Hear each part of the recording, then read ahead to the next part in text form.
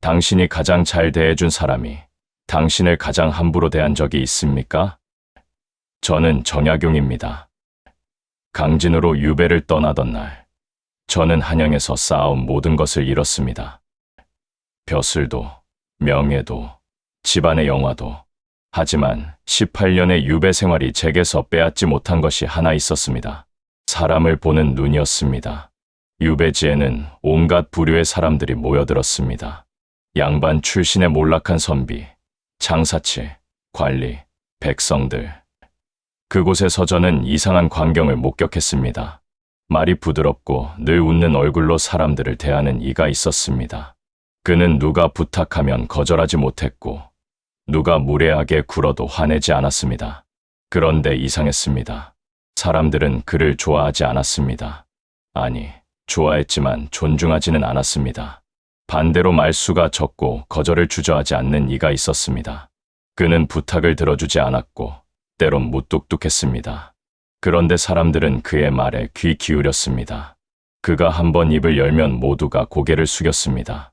저는 그제야 깨달았습니다. 사람들은 착한 말에 끌리지 않습니다. 단단한 말에 끌립니다. 강진의 겨울은 혹독했습니다. 어느 날, 한 젊은이가 제게 찾아왔습니다. 그는 마을에서 가장 착한 사람으로 소문난 이였습니다. 그런데 그의 얼굴은 지쳐 있었습니다. 선생님, 저는 사람들에게 나쁜 사람이 되고 싶지 않습니다.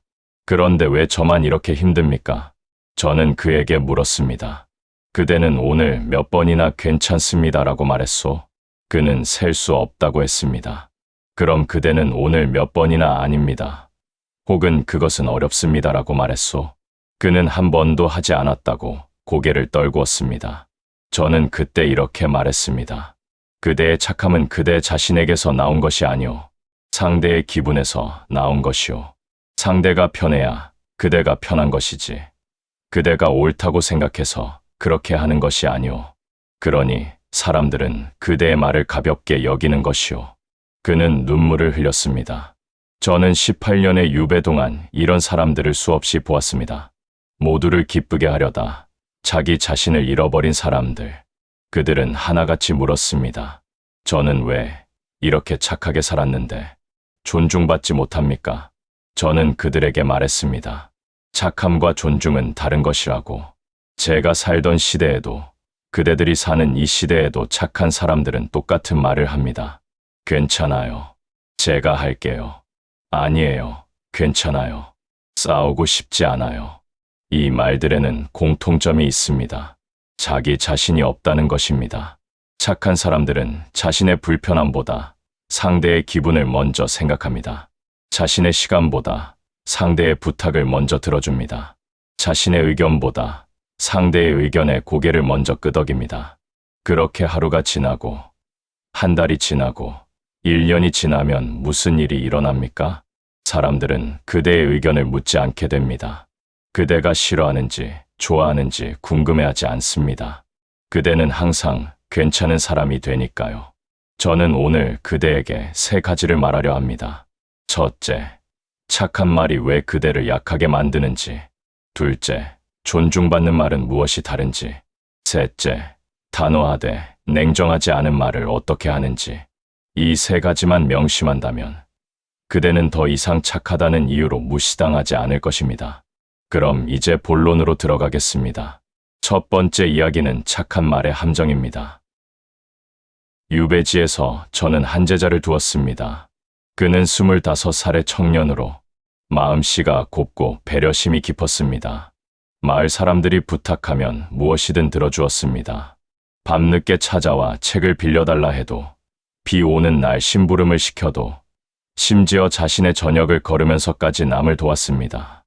저는 그를 지켜보았습니다. 처음에는 사람들이 그에게 고마워했습니다. 참 착한 친구라고 말했습니다. 그런데 시간이 지나자 이상한 일이 벌어졌습니다. 사람들은 그에게 부탁할 때 더 이상 조심스러워하지 않았습니다. 미안해하지도 않았습니다. 당연하다는 듯이 요구했습니다. 아, 자네 어차피 시간 있잖아. 이것 좀 해주게. 그는 거절하지 못했습니다. 그러다 어느 날, 그가 몸이 아파 누워있을 때였습니다. 한 사람이 찾아와 심부름을 부탁했습니다. 그가 처음으로 이렇게 말했습니다. 죄송하지만 오늘은 몸이 아파서 어렵습니다. 그러자 그 사람은 화를 냈습니다. 오늘따라 왜 그러나? 저는 그제야 그 청년을 불러 물었습니다. 그대는 왜 모든 부탁을 들어주었소? 사람들과 사이가 나빠질까 두려웠습니다. 그런데 지금 그대와 그들 사이는 어떠소? 그는 대답하지 못했습니다. 저는 이렇게 말했습니다. 그대는 경계를 세우지 않았소. 경계가 없으면 사람들은 그대의 영역이 어디까지인지 알지 못하오. 그래서 자꾸 들어오는 것이오. 그것은 그들의 잘못이 아니라 그대가 문을 활짝 열어두었기 때문이오. 경계는 벽이 아닙니다. 경계는 여기까지는 나의 영역이고 여기서부터는 당신의 영역이라고 알려주는 표지입니다. 경계가 없는 사람은 자신의 땅이 어디인지조차 모릅니다. 그러니 사람들이 그 땅을 마음대로 밟아도 항의할 수 없는 것입니다. 저는 유배 생활 중 관찰일기를 썼습니다. 어느 날 마을 어귀에서 5명의 사람들이 모여 어디로 갈지 의논하는 것을 보았습니다. 한 사람이 물었습니다. 우리 어디로 갈까? 네 사람은 저마다 의견을 냈습니다. 장터로 가자, 강가로 가자, 산으로 가자. 그런데 한 사람만 아무 말도 하지 않았습니다. 다시 물었습니다. 자네 생각은? 그는 이렇게 답했습니다. 저는 다 괜찮아요. 다들 가고 싶은 곳으로 가요. 결국 그들은 장터로 갔습니다. 그런데 그 사람은 장터에 가서도 재미없어 보였습니다. 지루해 보였습니다. 저는 나중에 그에게 물었습니다. 그대는 정말 어디든 괜찮았소? 그는 고개를 저었습니다. 사실은 강가에 가고 싶었습니다. 하지만 다들 장터 얘기를 하는데 저 혼자 다르게 말하면 이상할 것 같았습니다. 그런데 지금 즐거우시오? 아닙니다. 저는 그에게 말했습니다. 그대는 자신의 목소리를 지우는 것이 평화라고 생각하시오. 하지만 그것은 평화가 아니라 부재요. 그대가 없는 것이요. 자기 목소리를 내지 않는 사람은 서서히 투명해집니다. 처음에는 의견을 물어봅니다. 자네 생각은? 그런데 번번이 다 괜찮아요 라고 하면 다음부터는 묻지 않습니다. 어차피 대답이 뻔하니까요. 그렇게 1번, 2번, 10번 지나면 사람들은 그대의 의견이 있다는 사실 자체를 잊어버립니다. 그대는 그저 따라오는 사람, 고개만 끄덕이는 사람이 됩니다. 그것이 편하다고 생각하십니까? 아닙니다. 그것은 존재하지 않는 것과 같습니다. 유배지의 장터에는 2 상인이 있었습니다. 한 상인은 손님이 값을 깎으면 늘 웃으며 깎아주었습니다. 좋습니다. 단골 손님이시니까요. 손님들은 그를 좋아했습니다. 참 좋은 사람이라고 말했습니다. 다른 상인은 달랐습니다. 값을 깎으려 하면 단호히 말했습니다. 이것은 정당한 값입니다. 깎을 수 없습니다. 손님들은 처음에는 불편해했습니다. 그런데 한 해가 지나자 재미있는 일이 벌어졌습니다. 사람들은 첫 번째 상인에게서는 함부로 물건을 샀습니다. 어차피 또 깎아줄 거야. 값을 후려치고 물건을 까다롭게 골랐습니다.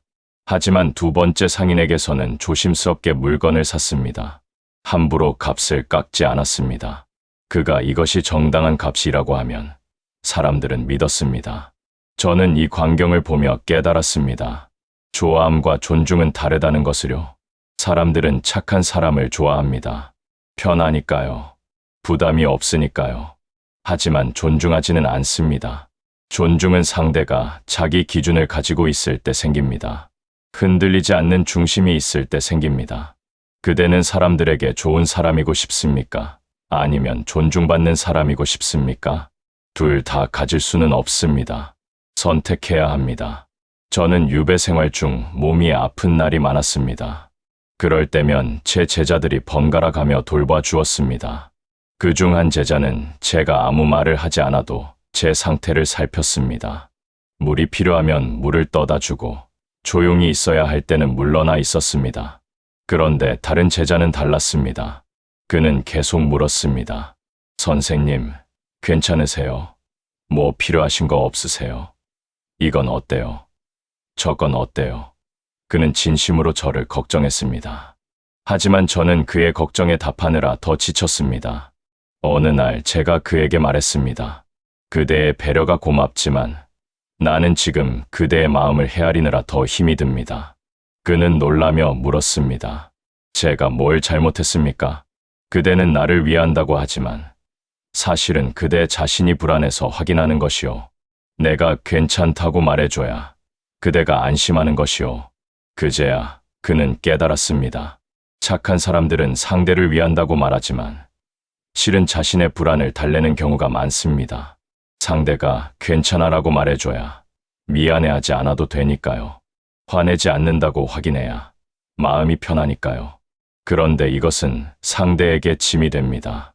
상대는 화가 나도 괜찮다고 말해야 하고 불편해도 괜찮다고 말해야 합니다. 그래야 그대가 편해지니까요. 이것이 바로 착한 사람들이 지치는 이유입니다. 자신의 감정을 돌보는 게 아니라 상대가 편해하는지를 확인하느라 에너지를 쏟기 때문입니다. 유배지에 한 부부가 살았습니다. 아내는 헌신적인 사람이었습니다. 남편이 원하는 것은 무엇이든 들어주었습니다. 남편이 화를 내면 자신의 잘못이라 여기고 사과했습니다. 남편의 기분을 맞추느라 자신의 기분은 뒤로 했습니다. 그런데 이상한 일이 있었습니다. 남편은 아내에게 고마워하지 않았습니다. 오히려 더 많은 것을 요구했습니다. 아내가 조금만 자신의 기분대로 하지 않으면 화를 냈습니다. 저는 어느 날 그 아내에게 물었습니다. 부인은 남편이 당신을 어떤 사람이라고 생각한다고 보십니까? 저를 사랑한다고 생각합니다. 아닙니다. 남편은 부인이 어떤 사람인지 모릅니다. 부인이 한 번도 진짜 모습을 보여준 적이 없으니까요. 그녀는 눈물을 흘렸습니다. 저는 그저 싸우고 싶지 않았습니다. 그래서 그대 자신을 지웠소. 그런데 자신을 지운 사람과 맺은 관계는 진짜 관계가 아니오. 그것은 거울과 대화하는 것과 같소. 착한 사람들은 진짜 자신을 숨깁니다. 화가 나도 웃고, 싫어도 좋다고 하고, 불편해도 괜찮다고 합니다. 그렇게 10년, 20년을 지내면 상대는 가짜 모습만 봅니다. 그러다 어느 날 진짜 모습이 나오면 상대는 놀랍니다. 당신이 왜 그래? 당신답지 않아. 그때 깨닫습니다. 상대가 사랑한 것은 나의 진짜 모습이 아니라 내가 만들어낸 착한 가면이었다는 것을요. 강진에서 저는 이런 사람을 보았습니다. 그는 평소에 늘 온화했습니다. 누가 뭐라 해도 화를 내지 않았고 부당한 일을 당해도 참았습니다. 괜찮다는 말이 입버릇이었습니다. 그런데 어느 날 작은 일로 그가 폭발했습니다. 누군가 그의 물건을 잠깐 빌려갔다가 제때 돌려주지 않았습니다. 그리 큰 일도 아니었습니다. 그런데 그는 그 사람에게 소리를 질렀습니다. 보통 화를 내는 정도가 아니었습니다. 몇 년 동안 쌓인 것이 한꺼번에 터져 나오는 것 같았습니다. 사람들은 놀랐습니다. 그 사람이 왜 저래? 원래 안 그런 사람인데. 하지만 저는 알았습니다. 그는 원래 화를 내는 사람이었다는 것을요. 다만 참고 또 참았을 뿐이었습니다. 착한 사람들은 화를 내지 않는 것이 아닙니다. 화를 삼킬 뿐입니다. 한 번 삼키고, 2번 삼키고, 10번 삼키면 그 화는 어디로 갑니까? 사라지지 않습니다. 속에서 곤습니다.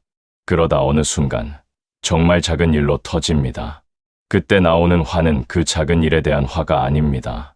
그동안 참았던 모든 일에 대한 화입니다. 그리고 사람들은 말합니다. 과한 거 아니야. 그 정도 일로? 하지만 그 사람은 그 정도 일로 화낸 것이 아닙니다. 100가지 일로 화낸 것입니다. 착하게 산다는 것은 화를 내지 않는 것이 아닙니다. 화날 때 제때 말하는 것입니다. 마지막 함정을 말씀드리겠습니다. 유배지에서 저는 한 청년을 만났습니다. 그는 제게 이렇게 물었습니다. 선생님, 저는 왜 항상 뒷전입니까? 무슨 말이오? 사람들이 약속을 잡을 때 제 일정은 묻지 않습니다. 정해놓고 저한테만 맞추라고 합니다. 일을 나눌 때도 제 의견은 묻지 않습니다. 정해놓고 저한테만 따르라고 합니다. 왜 그럴까요? 저는 반문했습니다. 그대는 그동안 한 번이라도 나는 그날 안 된다, 혹은 나는 그 일을 하고 싶지 않다고 말한 적이 있소? 그는 고개를 저었습니다. 그럼 사람들은 어떻게 알겠소? 그대가 어떤 날이 안 되고 어떤 일을 하기 싫은지. 그대가 말하지 않으면 사람들은 그대가 다 괜찮은 사람이라고 생각하오. 하지만 저는 존중받고 싶습니다. 그럼 그대 자신부터 존중하시오. 그가 놀란 표정을 지었습니다. 저는 이어서 말했습니다. 그대가 자신의 시간을 존중하지 않는데 남들이 어찌 그대의 시간을 존중하겠소?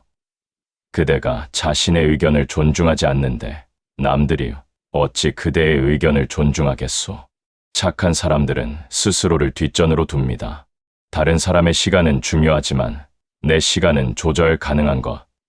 다른 사람의 의견은 존중해야 하지만 내 의견은 굽힐 수 있는 것이라고 생각합니다.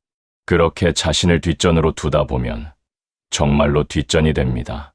그것이 착한 사람들의 마지막 함정입니다. 자존감의 붕괴, 남을 존중하느라 자신을 잃어버리는 것. 이제 그대는 알았을 것입니다. 착한 말이 왜 그대를 약하게 만드는지를요.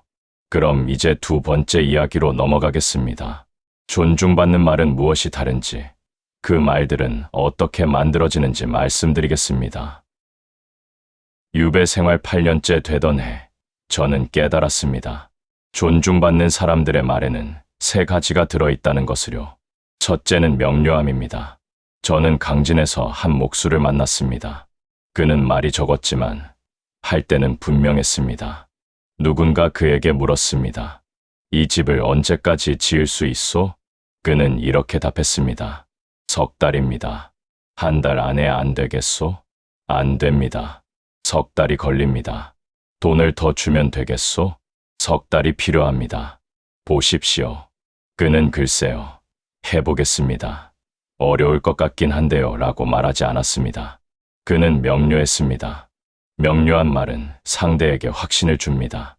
이 사람은 자기가 무엇을 할 수 있고 무엇을 할 수 없는지 안다는 확신. 그 확신이 존중을 만듭니다. 둘째는 일관성입니다.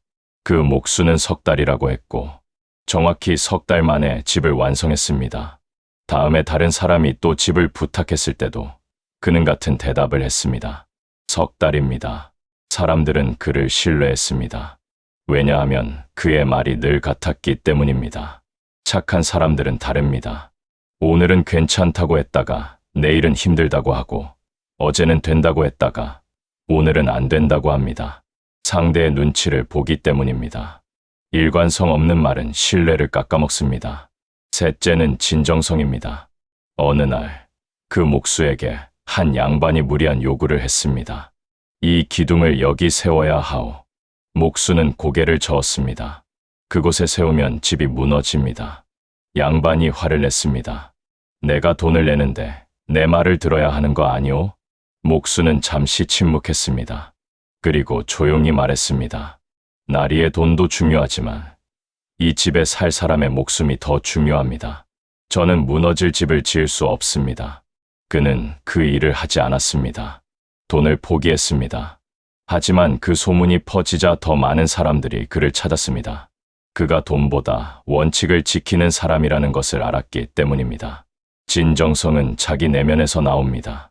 상대의 기분이 아니라 자기 신념에서 나옵니다. 명료함, 일관성, 진정성, 이 세 가지가 존중받는 말을 만듭니다. 사람들은 종종 착각합니다. 단호하려면 차갑게 말해야 한다고, 거칠게 말해야 한다고. 아닙니다. 저는 유배지에서 여러 사람을 관찰하며 알았습니다. 단호함에도 온도가 있다는 것을요. 한쪽 끝에는 냉정함이 있습니다. 이것은 상대를 밀어냅니다. 나는 당신과 상관없소. 알아서 하시오. 이것은 단호함이 아니라 단절입니다. 다른 쪽 끝에는 유약함이 있습니다. 제가 할게요. 괜찮아요. 이것은 자기 자신을 지우는 것입니다. 그 중간 어딘가에 이상적인 단호함이 있습니다. 그것은 경계를 세우면서도 상대를 인정하는 것입니다. 유배지에 한 의원이 있었습니다. 어느 날 한밤중에 누군가 그의 문을 두드렸습니다. 급한 환자가 있으니 지금 와주시오. 의원은 문을 열었습니다. 하지만 밖으로 나가지 않았습니다. 지금은 갈 수 없습니다. 사람이 죽게 생겼소. 제가 지금 가면 내일 진료를 받아야 할 10명이 제대로 된 치료를 받지 못합니다. 지금 제게는 휴식이 필요합니다. 내일 아침 일찍 가겠습니다. 당신이 의원이면서 어찌 그럴 수 있소? 의원은 조용히 말했습니다. 제가 의원이기 때문에 이렇게 말하는 것입니다. 쓰러진 의원은 아무도 살릴 수 없습니다. 이것이 단호함입니다. 그는 냉정하지 않았습니다. 상대의 급함을 이해한다고 말했습니다. 하지만 자신의 경계를 지켰습니다. 다음 날 그는 약속대로 그 환자를 찾아갔습니다. 환자는 다행히 밤을 넘겼고 의원은 충분히 쉬었기에 최선을 다해 치료할 수 있었습니다. 상대를 밀어내지 않으면서도 자신을 지키는 것. 이것이 우리가 배워야 할 단호함입니다. 경계를 세운다는 것은 무엇입니까? 많은 이들이 오해합니다. 경계를 세우면 관계가 끊어진다고 생각합니다. 아닙니다. 오히려 반대입니다. 경계가 없을 때 관계가 무너집니다. 제가 유배지에서 본 한 형제 이야기를 해드리겠습니다. 형은 동생에게 늘 돈을 빌려주었습니다. 동생이 부탁하면 거절하지 못했습니다. 형제끼리 무슨 돈 타령이냐고 생각했습니다. 처음에는 작은 돈이었습니다. 그런데 점점 커졌습니다. 동생은 갚지 않았습니다. 형은 말하지 못했습니다. 몇 년이 지나자 형은 동생을 보면 속이 상했습니다. 동생은 형이 불편했습니다. 둘은 서로 피하게 되었습니다. 저는 형에게 말했습니다. 처음부터 경계를 세웠어야 했소.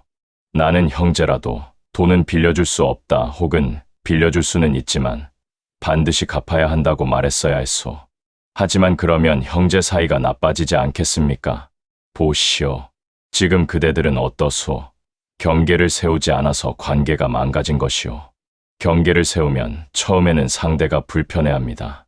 왜 갑자기 그래? 원래 안 그랬잖아. 이것은 당연한 반응입니다. 지금까지 문이 활짝 열려 있었는데 갑자기 문턱이 생긴 것입니다. 하지만 이 순간을 넘어야 합니다. 시간이 지나면 상대는 적응합니다. 그리고 오히려 관계가 명료해집니다. 아, 이 사람은 여기까지는 괜찮지만 여기서부터는 안 되는구나. 그럼 상대는 더 이상 그 선을 넘으려 하지 않습니다. 경계가 생기면 관계가 깨지는 것이 아닙니다. 진짜 관계가 시작되는 것입니다. 경계 없는 관계는 관계가 아닙니다. 한쪽이 다른 쪽을 침범하는 것입니다. 이제 제 제자 세 사람의 이야기를 들려드리겠습니다. 첫 번째 제자는 모든 부탁을 들어주는 사람이었습니다. 저는 그에게 한 가지 과제를 주었습니다. 이번 달에는 하루에 한 번씩 거절하시오. 처음에는 힘들어했습니다. 선생님, 거절하니 사람들이 저를 이상하게 봅니다. 그게 정상이오. 계속하시오. 한 달이 지나자 신기한 일이 일어났습니다. 사람들이 그에게 부탁하기 전에 먼저 생각했습니다. 얘가 들어줄까? 그는 더 이상 쉬운 사람이 아니었습니다. 그래서 사람들은 정말 중요한 일만 부탁했습니다. 두 번째 제자는 자기 의견이 없는 사람이었습니다. 저는 그에게 말했습니다. 사람들이 의견을 물으면 반드시 대답하시오. 다 괜찮아요는 금지요. 하지만 저는 정말 다 괜찮은데요. 그럼 괜찮은 것 중에 하나를 골라서 말하시오. 나는 A가 더 괜찮다고. 석 달이 지나자 사람들이 그의 의견을 묻기 시작했습니다. 그가 의견이 있는 사람이라는 것을 알았기 때문입니다. 세 번째 제자는 늘 사과하는 사람이었습니다. 죄송합니다가 입버릇이었습니다. 자기 잘못이 아니어도 사과했습니다. 저는 그에게 규칙을 주었습니다. 앞으로 사과는 하루에 한 번만 하시오. 그것도 정말 그대의 잘못일 때만. 처음에는 불안해했습니다. 사과하지 않으면 사람들이 저를 싫어하지 않을까요? 해보시오. 한 달 후 그는 저에게 말했습니다. 선생님, 신기합니다. 제가 사과를 덜 하니 사람들이 오히려 제 말을 더 진지하게 듣습니다. 그것이 바로 존중이요. 이 세 제자는 1년 후 완전히 달라졌습니다. 사람들은 그들을 예전처럼 함부로 대하지 않았습니다. 부탁하기 전에 한 번 더 생각했습니다. 무례하게 굴지 않았습니다. 왜냐하면 그들이 더 이상 경계 없는 사람이 아니었기 때문입니다. 그리고 저 역시 18년의 유배 동안 변했습니다. 처음에는 유배지 사람들에게 인정받고 싶어서 모든 요구를 들어주려 했습니다. 하지만 그럴수록 그들은 저를 가볍게 여겼습니다. 어느 순간부터 저는 제 선을 지키기 시작했습니다. 이것은 할 수 있지만 저것은 할 수 없습니다. 그러자 사람들이 달라졌습니다. 제 말에 귀 기울였습니다. 제 시간을 함부로 빼앗지 않았습니다. 경계를 세운 뒤에야 저는 진짜 관계를 맺을 수 있었습니다. 이제 그대는 존중받는 말이 무엇인지 알았을 것입니다. 명료하고 일관되고 진정성 있는 말, 경계가 있고 흔들리지 않는 말. 그렇다면 이제 실전입니다. 구체적으로 어떤 상황에서 어떻게 말해야 하는지 그 방법을 알려드리겠습니다. 이제 실전입니다. 유배지에서 제가 직접 겪고 관찰한 상황들을 바탕으로 말씀드리겠습니다. 유배지의 한 아전이 제게 찾아왔습니다. 정 선생, 이 문서를 대신 써주시오. 날이 깨서 급히 필요하다 하시는데 내가 글재주가 없어서. 저는 알고 있었습니다. 그것은 제 할 일이 아니라는 것을요. 그리고 그 문서에는 거짓이 섞여 있다는 것도요. 예전에 저였다면 이렇게 말했을 것입니다. 글쎄요. 제가 유배온 몸이라 괜찮을지 모르겠는데. 하지만 급하시다니 한번 해보겠습니다. 하지만 그날 저는 이렇게 말했습니다. 그 일은 제가 할 수 없습니다. 왜 그러시오? 그것은 제 소신과 맞지 않기 때문입니다. 더 이상 설명하지 않았습니다. 길게 변명하지 않았습니다. 그는 처음에는 당황했습니다. 하지만 다시 저를 찾지 않았습니다. 그리고 다른 일로 저를 찾을 때는 정당한 부탁만 했습니다. 여기서 중요한 것은 무엇입니까? 그 일은 제가 할 수 없습니다. 이 문장입니다. 죄송하지만 도 없고, 어려울 것 같은데요. 도 없습니다. 명료한 거절입니다. 어느 날, 한 양반이 저를 보고 이렇게 말했습니다. 유배 온 죄인이 책이나 읽고 있으니 참 한가하시구려. 그 말에는 비웃음이 섞여 있었습니다. 예전에 저였다면 웃으며 넘어갔을 것입니다. 하하, 그렇게 보일 수도 있겠습니다. 하지만 저는 이렇게 말했습니다. 그 말은 저를 불편하게 합니다. 양반은 놀랐습니다. 농담이었소. 농담이라도 듣는 사람이 불편하면 농담이 아닙니다. 더 이상 말하지 않았습니다. 화를 내지도 않았습니다. 그저 사실을 말했을 뿐입니다. 그 뒤로 그 양반은 제게 함부로 말하지 않았습니다. 왜냐하면 제가 선을 그었기 때문입니다. 이런 말은 받아들이지 않겠다는 선을요. 유배지에서 가장 곤란한 것이 돈 문제였습니다. 한 지인이 저를 찾아왔습니다. 선생님, 급한 일이 생겼습니다. 돈을 좀 빌려주실 수 있겠습니까? 그는 제 제자의 친구였고 저를 존경한다고 말한 적이 있었습니다. 예전에 저였다면 고민했을 것입니다. 거절하면 인정머리 없어 보이지 않을까? 관계가 나빠지지 않을까? 하지만 저는 분명히 말했습니다. 저는 돈을 빌려줄 수 없습니다. 제 원칙입니다. 누구에게도 돈을 빌려주지 않습니다. 그는 섭섭한 표정을 지었습니다. 하지만 저는 흔들리지 않았습니다. 한 달 뒤 그가 다시 찾아왔습니다. 돈 때문이 아니라 책을 빌리러 왔습니다. 그리고 말했습니다. 선생님께서 저번에 거절하셨을 때 서운했습니다. 하지만 지금은 이해합니다. 선생님은 원칙이 있는 분이십니다. 거절이 관계를 끊는 것이 아닙니다. 오히려 관계를 명확하게 만듭니다. 저는 매일 새벽 글을 썼습니다. 그것이 제가 유배 생활을 견디는 방법이었습니다. 그 시간만큼은 누구도 방해받고 싶지 않았습니다. 그런데 어떤 제자는 새벽에 찾아와 질문을 했습니다. 선생님, 이 문장의 뜻을 가르쳐 주십시오. 처음에는 가르쳐 주었습니다. 하지만 매일 반복되자 저는 말했습니다. 새벽 시간은 나의 시간입니다. 낮 12시 이후에 오십시오. 하지만 선생님, 궁금한 것을 참을 수가 없습니다. 그것은 그대의 문제입니다. 나는 새벽 시간을 지켜야 합니다. 단호했지만 냉정하지 않았습니다. 화를 내지도 않았습니다. 그 제자는 이해했고 약속을 지켰습니다. 자신의 시간을 지키는 것은 이기적인 것이 아닙니다. 자기 존중입니다. 유배지의 한 모임에서 일이 있었습니다.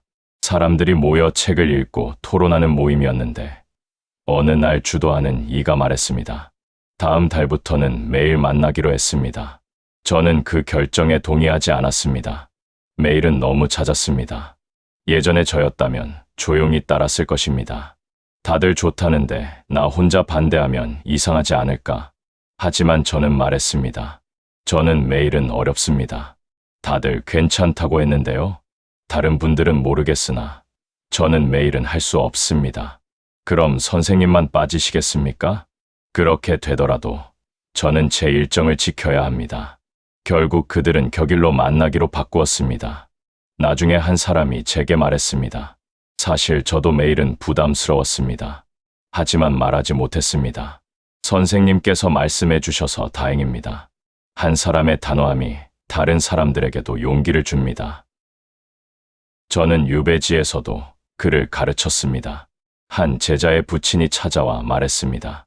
선생님, 저희 아이를 과거에 합격시켜 주십시오.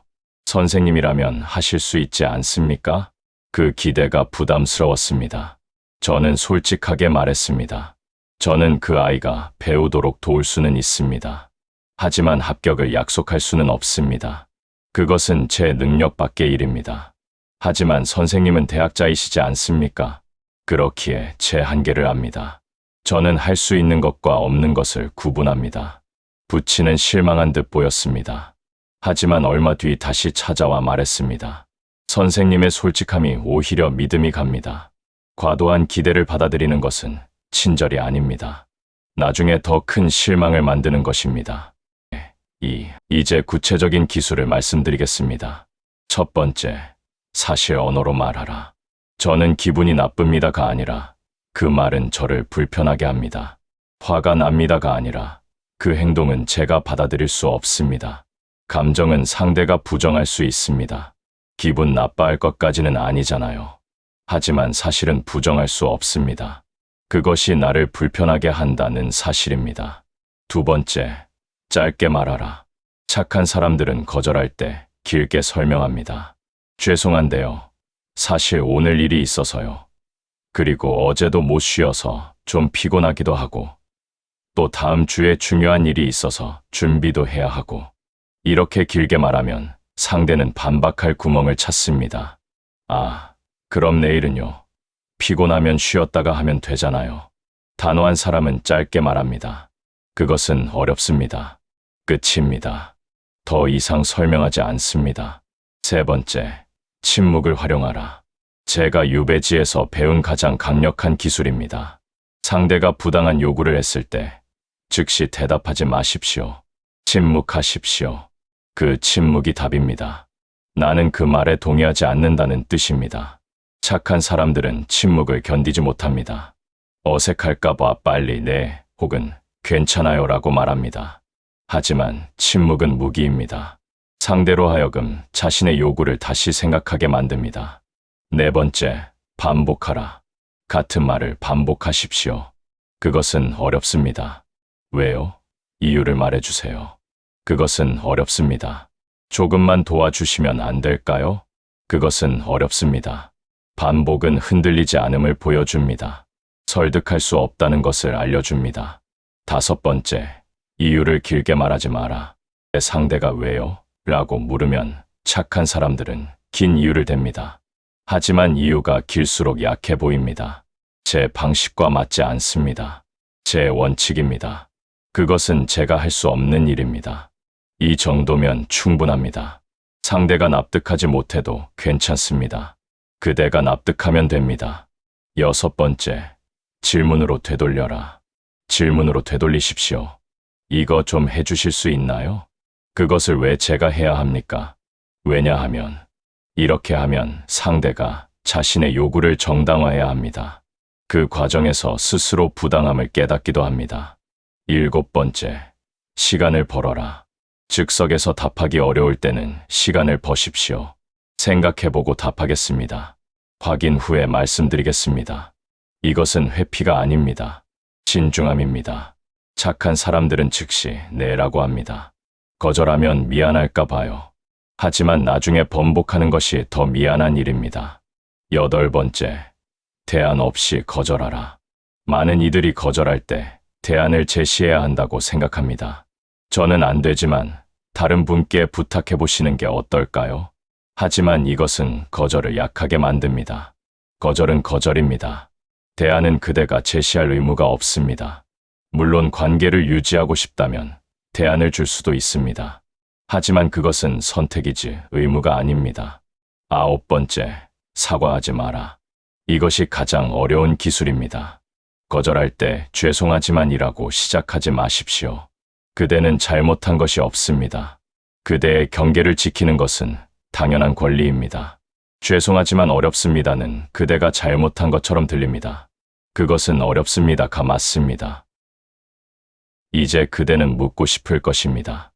선생님, 만약 제가 단호하게 말했다가 실수하면 어떻게 합니까? 너무 차갑게 말한 것 같으면요. 관계가 틀어지면요. 저 역시 그런 순간들이 있었습니다. 유배 초기, 저는 모든 것이 억울했습니다. 한 마을 사람이 호의로 음식을 가져왔습니다. 그날 저는 그 호의조차 받고 싶지 않았습니다. 필요 없소. 제 말투는 냉랭했습니다. 그는 상처받은 표정으로 돌아갔습니다. 저는 그날 밤 후회했습니다. 단호함과 냉정함을 구분하지 못했던 것입니다. 다음 날, 저는 그를 찾아갔습니다. 어제는 제 마음이 어지러워 그대에게 무례하게 굴었습니다. 하지만 제 말은 변하지 않습니다. 저는 혼자 지내는 것을 원합니다. 그것을 이해해 주시겠습니까? 그는 고개를 끄덕였습니다. 실수했다면 바로잡으십시오. 하지만 경계까지 무너뜨리지는 마십시오. 사과할 것은 무례한 태도입니다. 경계를 세운 것이 아닙니다. 어느 날 저는 피곤해서 한 제자의 부탁을 들어주었습니다. 선생님, 이 글 좀 봐주십시오. 지금은 쉬는 시간인데 한 번만요. 정말 급합니다. 그래, 보여주게. 다음 날 같은 일이 반복되었습니다. 선생님, 어제 봐주셨잖아요. 오늘도 부탁드립니다. 제가 일관성을 잃은 것입니다. 저는 그에게 말했습니다. 어제는 내가 잘못했다. 쉬는 시간에는 원칙적으로 그를 보지 않는다. 앞으로는 정해진 시간에만 가져오너라. 그는 의아해했습니다. 어제는 괜찮았는데요. 어제가 예외였다. 오늘부터 원칙을 지킨다. 일관성을 잃었다면 다시 세우십시오. 늦었다고 생각하지 마십시오. 가장 두려운 순간입니다. 경계를 세웠더니 상대가 등을 돌렸을 때 저는 유배지에서 한 지인을 잃었습니다. 그는 늘 제게 부탁을 했고 저는 늘 들어주었습니다. 그러다 어느 날 제가 거절했습니다. 그 일은 할 수 없습니다. 그는 화를 냈습니다. 선생님은 변하셨습니다. 예전 같지 않으십니다. 그리고 다시는 저를 찾지 않았습니다. 처음에는 괴로웠습니다. 내가 너무 냉정했나? 그냥 들어줄 걸 그랬나? 하지만 시간이 지나며 저는 깨달았습니다. 그는 제가 아니라 제 호의를 좋아했던 것이라는 것을요. 진짜 관계는 경계를 세웠을 때 무너지지 않습니다. 오히려 더 단단해집니다. 무너진 관계는 애초에 진짜 관계가 아니었습니다. 그것은 슬픈 일이지만 필요한 일입니다. 나무가 자라려면 죽은 가지를 쳐내야 합니다. 관계도 마찬가지입니다. 그 후로 저는 더 적은 사람들과 관계를 맺었습니다. 하지만 그 관계들은 훨씬 깊고 진실했습니다. 그들은 제가 거절해도 떠나지 않았습니다. 제 경계를 존중했습니다. 그리고 저 역시 그들의 경계를 존중했습니다. 명심하십시오. 실수는 괜찮습니다. 완벽할 필요는 없습니다. 처음에는 서툴 것입니다. 너무 차갑게 말할 수도 있고 흔들릴 수도 있습니다. 하지만 포기하지 마십시오. 단호함은 하루아침에 배우는 것이 아닙니다. 평생 연습하는 것입니다. 저 역시 아직도 배우고 있습니다. 이제 좀 더 깊은 이야기를 해보겠습니다. 그대는 혹시 중용이라는 말을 들어본 적이 있습니까? 많은 이들이 중용을 오해합니다. 중간에 서는 것, 이쪽도 저쪽도 아닌 애매한 태도라고 생각합니다. 아닙니다. 중용의 중은 가운데가 아닙니다. 중심입니다. 흔들리지 않는 중심. 유배지의 어느 겨울밤, 저는 이런 글을 썼습니다. 군자는 화이부동하고 소인은 동의불허한다. 군자는 조화롭되 휘둘리지 않고 소위는 따르는 척하되 마음은 따로 있다는 뜻입니다. 착한 사람들은 동의불화입니다. 겉으로는 네, 좋습니다라고 하지만 속으로는 불편합니다. 따르는 척하지만 마음은 따로 놉니다. 존중받는 사람들은 화이부동입니다. 따뜻하게 대하되 자기 중심을 잃지 않습니다. 상대를 인정하되 자신을 굽히지 않습니다. 이것이 바로 중용입니다. 제가 유배지에서 만난 한 어부가 있었습니다. 그는 말이 많지 않았지만 사람들이 그를 따랐습니다. 어느 날 제가 물었습니다. 사람들이 그대를 따르는 이유가 무엇이오? 그는 잠시 생각하더니 이렇게 답했습니다. 저는 물과 같습니다. 물은 부드럽지만 바위도 뚫습니다. 낮은 곳으로 흐르지만 제 길을 잃지 않습니다. 그 말에 저는 깊이 공감했습니다. 단호함이란 딱딱한 것이 아닙니다. 물처럼 부드러우되 제 길을 아는 것입니다. 조선의 선비들은 이것을 알았습니다. 부드러운 말투로 단호한 뜻을 전하는 법, 온화한 태도로 흔들리지 않는 중심을 지키는 법, 그것이 바로 선비의 도리였습니다. 제가 유배지에서 가장 그리워한 것은 제 자식들이었습니다. 큰아들 학연이가 15살 때 저는 그에게 편지를 썼습니다. 그 편지에 이런 구절이 있습니다. 사람 사이의 도리는 떳떳함에 있다. 떳떳하다는 것은 곧게 선다는 뜻이다. 남에게 굽실거리지 않되 남을 업신여기지도 않는 것이다. 아들에게 제가 가장 가르치고 싶었던 것이 바로 이것이었습니다. 또 이렇게 썼습니다. 내가 만약 옳지 않은 일을 하라는 명을 받거든 3번 가나라. 3번 가내도 듣지 않으면 물러나라. 하지만 물러나되 원망하지 말고 떠나되 비방하지 마라. 이것이 바로 단호하되 냉정하지 않은 태도입니다. 잘못된 것에 동조하지 않되 상대를 적으로 만들지도 않는 것, 자신의 원칙을 지키되 상대의 입장도 이해하는 것. 18년 동안 제가 아들에게 보낸 편지는 수백 통이 됩니다. 그 편지들을 관통하는 하나의 주제가 있었습니다. 내 중심을 잃지 마라. 세상이 뭐라 하든 남들이 뭐라 하든 내 중심을 잃지 마라. 하지만 동시에 이렇게도 썼습니다. 내 중심을 지키되 다른 이의 중심도 존중하라. 내가 흔들리지 않는 것처럼 타인도 흔들리지 않을 권리가 있다. 이것이 제가 18년의 유배에서 배운 가장 큰 깨달음이었습니다. 단호함은 나만을 위한 것이 아니라는 것. 내가 나의 경계를 존중하면 타인도 타인의 경계를 존중하게 된다는 것. 그렇게 서로의 경계를 존중할 때 비로소 진정한 관계가 시작된다는 것. 그대들의 시대에는 심리학이라는 학문이 있다고 들었습니다. 사람의 마음을 연구하는 학문이라고요. 재미있는 것은 제가 200년 전에 관찰하고 깨달은 것들이 그대들의 심리학과 놀랍도록 닮아 있다는 것입니다. 그대들은 경계를 말합니다. 건강한 관계를 위해서는 명확한 경계가 필요하다고요. 저 역시 같은 것을 말했습니다. 다만 분수라는 말로요. 각자의 분수를 지키는 것이 도리다. 그대들은 자기 주장을 말합니다. 자신의 의견을 명확히 표현하는 훈련이 필요하다고요. 저는 이것을 직언이라고 불렀습니다. 곧은 말, 그대들은 공감과 단호함이 양립할 수 있다고 말합니다.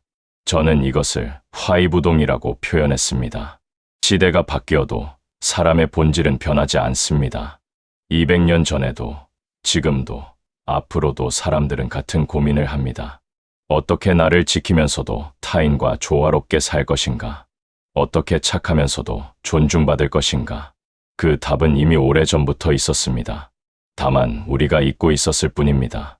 중심을 잃지 않되 따뜻할 것, 단호하되 냉정하지 않을 것, 경계를 세우되 벽을 쌓지 않을 것. 이것은 동서고금을 막론하고 변하지 않는 지혜입니다. 그대들의 심리학이 발전할수록 저는 확신합니다. 결국 인간의 지혜는 하나로 통한다는 것을요. 이제 마지막 이야기를 하겠습니다. 그대가 오늘 당장 무엇을 시작할 수 있는지, 그리고 그것이 그대의 삶을 어떻게 바꿀 것인지 말씀드리겠습니다. 이제 그대에게 하나의 제안을 하겠습니다. 30일 동안 단 4가지만 실천해 보십시오. 첫째 주, 관찰하십시오. 그대가 하루에 몇 번이나 괜찮아요 라고 말하는지 세어보십시오. 몇 번이나 자기 의견을 삼키는지, 몇 번이나 죄송합니다 라고 말하는지 적지는 마십시오. 그저 알아차리기만 하면 됩니다. 둘째 주, 하루에 한 번 거절하십시오. 작은 것부터 시작하십시오. 오늘은 어렵습니다. 그것은 제가 할 수 없습니다. 한 번이면 충분합니다. 셋째 주, 한 가지 경계를 선언하십시오. 저녁 9시 이후에는 연락하지 말아주세요. 제 책상 위의 물건은 허락 없이 만지지 말아주세요. 딱 하나만 정하십시오. 그리고 지키십시오. 넷째 주, 흔들리지 마십시오. 상대가 섭섭해할 것입니다. 왜 갑자기 그래? 라고 물을 것입니다. 그때 다시 무너지지 마십시오. 그저 반복하십시오. 이것이 제 방식입니다. 30일이면 충분합니다. 솔직히 말씀드리겠습니다. 처음에는 불편할 것입니다. 죄책감이 들 것입니다. 내가 너무 이기적인 거 아닐까? 이것은 자연스러운 과정입니다. 견디십시오. 그 다음에는 관계가 재편될 것입니다. 어떤 사람들은 떠날 것입니다. 그대의 호의만 원했던 사람들이요. 하지만 어떤 사람들은 더 가까워질 것입니다. 진짜 그대를 존중하는 사람들이요. 그리고 마지막에는 평화가 올 것입니다. 더 이상 모든 일을 만족시키려 애쓰지 않아도 되는 평화. 나 자신으로 존재해도 괜찮다는 평화. 저는 18년의 유배 끝에 그 평화를 찾았습니다. 그대는 30일이면 시작할 수 있습니다. 유배에서 풀려나던 날, 저는 강진 바닷가에 섰습니다. 18년이라는 시간 동안 저는 모든 것을 잃었습니다. 하지만 한 가지를 얻었습니다. 나 자신이었습니다. 그대에게 마지막으로 이것만은 꼭 말하고 싶습니다. 착함은 약함이 아닙니다. 착함은 아름다운 것입니다. 다만 그 착함이 그대 자신을 지우는 착함이어서는 안 됩니다. 단호함은 냉정함이 아닙니다. 단호함은 필요한 것입니다. 다만 그 단호함이 타인을 밀어내는 단호함이어서는 안 됩니다. 그대는 이미 충분히 착한 사람입니다. 이제는 존중받는 사람이 되십시오. 따뜻하되 흔들리지 않는 사람, 부드럽되 중심이 있는 사람, 배려하되 자신을 잃지 않는 사람. 이것이 제가 18년 동안 배운 가장 큰 가르침입니다. 오늘 밤, 그대가 잠들기 전에 단 한 가지만 해보십시오. 거울을 보며 이렇게 말해보십시오. 나는 존중받을 자격이 있다. 그것이 변화의 시작입니다. 정약용의 서재에서 그대의 변화를 응원합니다.